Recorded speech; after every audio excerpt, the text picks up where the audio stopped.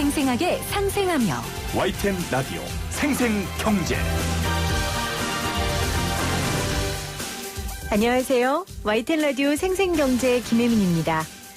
코로나19로 소득이 줄어 긴급 고용안전지원금을 신청하는 특수고용 노동자나 프리랜서는 일을 한 대가로 돈을 받은 통장 사본만 내도 지원금을 받을 수 있을 것으로 보입니다. 우리 프로그램 작가도 그리고 우리 프로그램에 나오는 전문가분들 대부분이 프리랜서이기 때문에 저는 이 지원책이 가장 마음에 들었거든요. 얼마 전 고용노동부 차관이 출연하셨을 때 제발 절차 복잡하게 하지 말고 간단하면서도 정확하게 지원해 주십사 제가 부탁을 드렸는데요. 생생경제와의 약속을 지킨 거라고 생각합니다. 저희와 약속을 지켜주셨으니 생생경제에 나오는 프리랜서 분들을 대신해 제가 약속 드릴게요. 절대 부정수급하지 않겠습니다.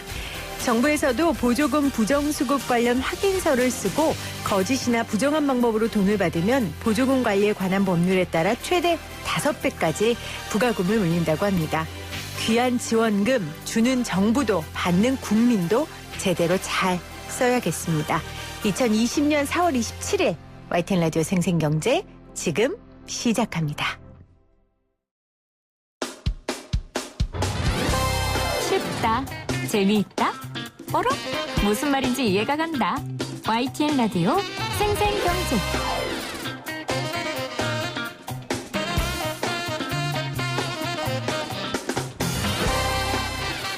오늘 가장 뜨거운 경제 뉴스를 제일 생생하게 전해드리는 시간입니다. 생각해보면 대한민국은 늘 위기 속에 새 길을 만들어 왔습니다. 이번 코로나19에도 우리의 이 맨땅에 삽질하기 정신이 정말 여러 분야에서 빛나고 있는데요. 정부는 코로나19로 빛난 이 K방역을 지렛대로 삼아 신남방, 신북방 정책에 힘을 주겠다고 오늘 밝혔습니다. 권효일 대외경제정책연구원 선임연구위원 나오셨어요. 어서 오세요. 네. 감사합니다. 네, 반갑습니다. 위원님 지금 연구년이라 독일에 계셨었다면서요, 원래.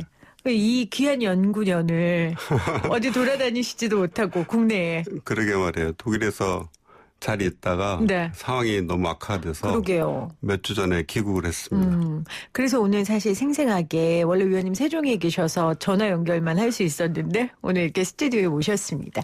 자, 정부가 신남방 신북방 정책에 속도를 내고 있어요. 코로나19로 인해 경제가 어려운데 뭐 갑자기 신남방 신북방 정책에 무슨 속도를 내겠다는 거야? 이렇게 의아한 분들이 계실 것 같아서요. 배경을 좀 저희가 어떻게 봐야 할까요? 예, 그래서 지금 그 세계 경제가 굉장히 악화가 되고 있습니다. 네. 그래서 선진국만 하더라도 유럽만 하더라도 지금 거의 6에서 마이너스 7% 정도 이제 경제가 악화되고 우리나라도 상당히 지금 경제적인 상황들이 굉장히 안 좋게 되고 있습니다. 그래서 지금 이러한 경제적 악화의 기본적인 그 요인을 보면은 네.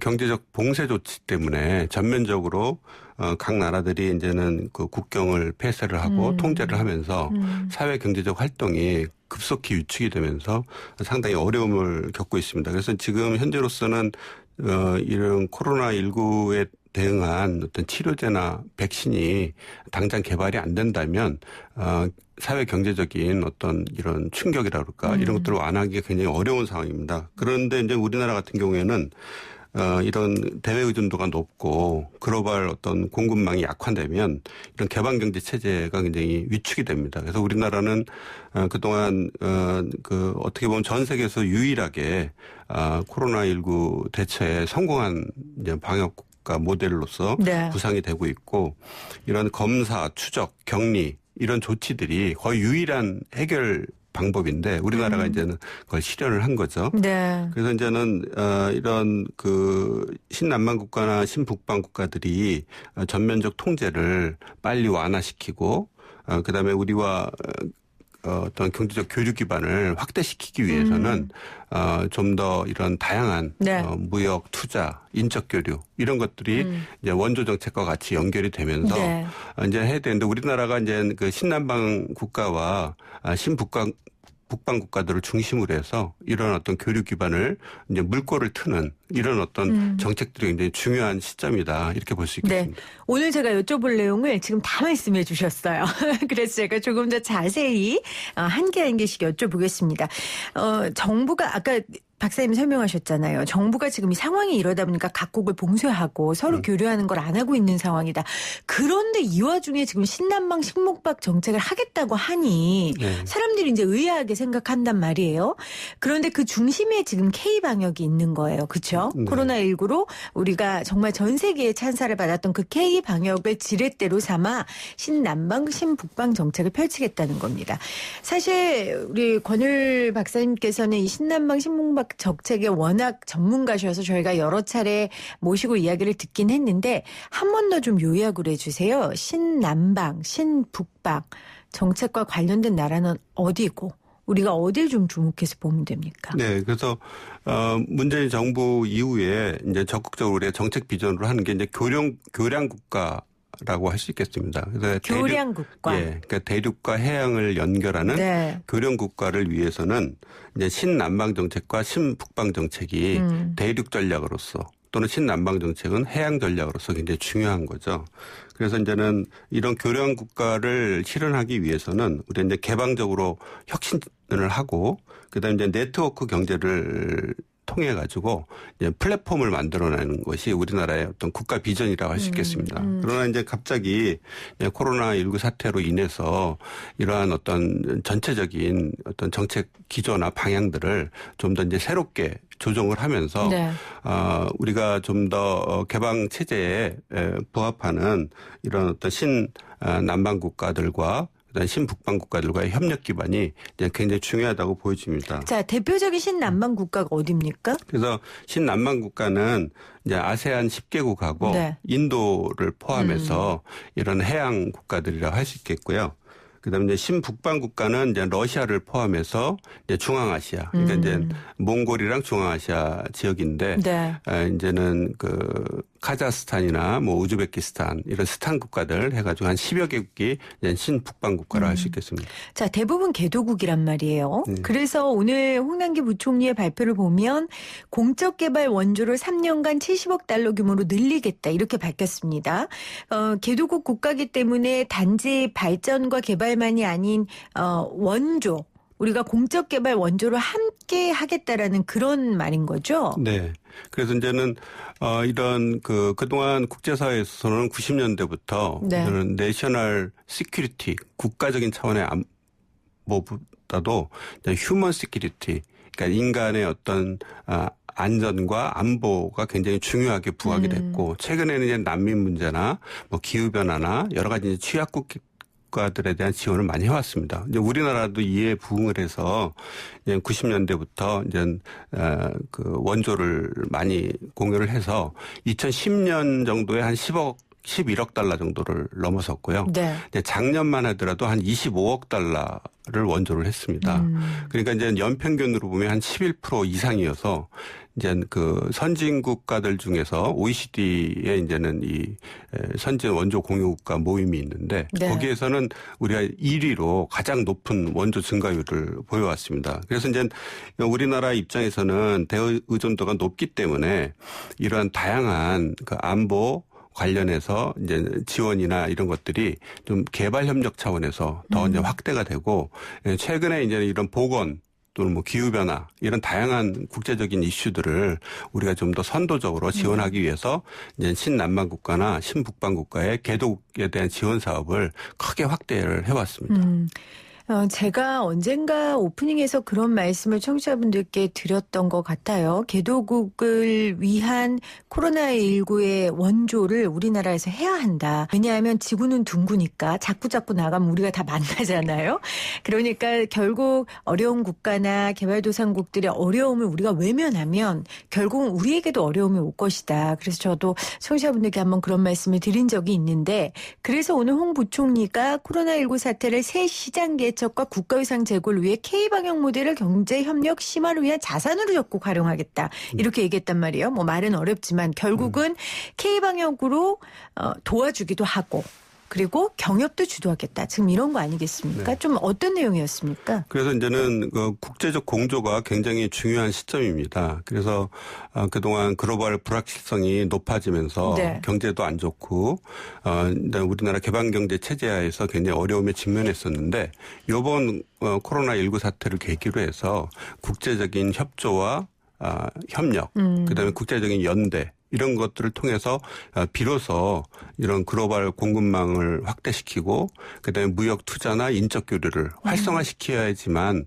이 세계 경제가 살아날 수 있기 때문에 이제 ODA 정책도 그런 맥락에서 우리가 좀 더 어떤 각 국가들이 이제 보건이 취약하고 네. 그다음에 이제 여러 가지 의료 시설들이 부족하기 때문에 섣불리 이제 봉쇄를 풀 수가 없습니다. 그렇게 된다면 이제 우리나라에 있어서도 굉장히 큰 타격이고 개도국 입장에서도 선진국은 이제 막대한 재정 지원을 통해 가지고 지금 선택적으로 격리를 해제하고 있는데 지금 아세안 국가들이나 중앙아시아 국가들에게 있어서는 굉장히 어렵기 때문에 네. 이들 국가의 협력에 물꼬를 트기 위해서는 우리가 이제 원조 정책을 통해 가지고 이제 그 보건 사업이나 의료 시설 확충에 좀 더 적극적인 걸 기울인다면 이것이 이제 선순환 효과를 가지면서 무역 투자, 인적 교류가 단계적으로 확대될 수 있는 네. 그런 어떤 기반을 만들 수 있다는 차원에서 네. 이제 ODA 사업이 굉장히 중요하다고 그럼요. 이제 보여집니다. 맞습니다.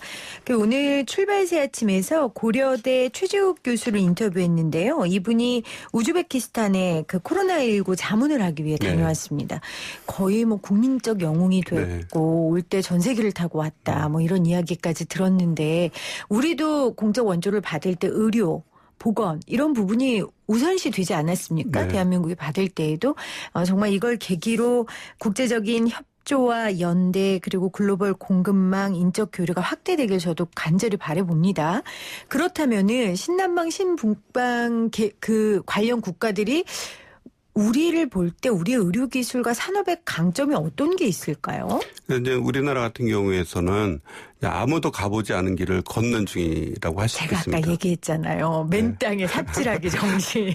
우리 그래서, 피 흐른다니까요. 예, 맞습니다. 네. 그래서 이제 그런 어떤 그 전면적 봉쇄를 하지 않고도 개방 경제 체제를 유지를 하면서 네. 이러한 코로나 위기 사태를 극복할 수 있는 유일한 모델이기 때문에 이런 방역 시스템이나 아까 말한 최재욱 교수님 같은 경우에도 우즈베키스탄이 급속도로 이제는 그 확진 환자들이 늘어나는 상황이었는데 그분이 가셔서 여러 가지 자문이나 그다음에 이제는 이런 그 격리 조치를 위한 검사나 이런 추적 이런 것들을 효율적으로 연계한 이런 방역 시스템 구축에 크게 기여를 해가지고 굉장히 그 확진 환자 숫자를 낮춘 바 있습니다. 그리고 이제는 베트남이나 뭐 필리핀, 인도네시아 이런 나라들도 우리랑 경제 교류가 굉장히 큰 나라들인데 지금 상당히 지금 그 방역 시스템이 이제는 기본적으로 갖춰져 있지 않기 때문에 우리랑 경제 교류가 굉장히 어려운 상황입니다. 그래서 이제는 그 최근에는 아세안 플러스 그 특별 정상회의를 이제 그 화상 정상회의를 맞습니다. 개최를 하면서 이제 최소한의 신속한 필수 인력, 기업 인력들이 이제는 베트남 같은 경우에도 한 200명 정도 들어갔고, 그다음에 이제 중소기업들도 지금 단계적으로 이제 들어가고 있습니다. 이런 걸 본다면 단순하게 그 이런 국제적인 취약 국가들을 지원하는 문제들이 우리가 인도주의적인 차원에서 고려하는 측면도 있지만 그보다도 더 큰 게 이제 생계 문제 아니겠습니까? 그럼요. 그래서 이제 인도나 많은 국가들에서 이제 뭐 경제적 혼란도 일어나고 있는 상황이고, 그런데 이런 것들을 좀 더 그 전면적 봉쇄에서 이걸 지속적으로 완화시킬 수 있도록 우리가 다양한 소프트웨어를 제공을 하고 그런 노하우들과 그런 경험들을 기반으로 해서 협력을 확대시켜 나간다면 좀 더 이런 경제 봉쇄 정책들이 이제 좀 더 진전될 수 있지 않을까 그렇게 이제 볼 수 있습니다.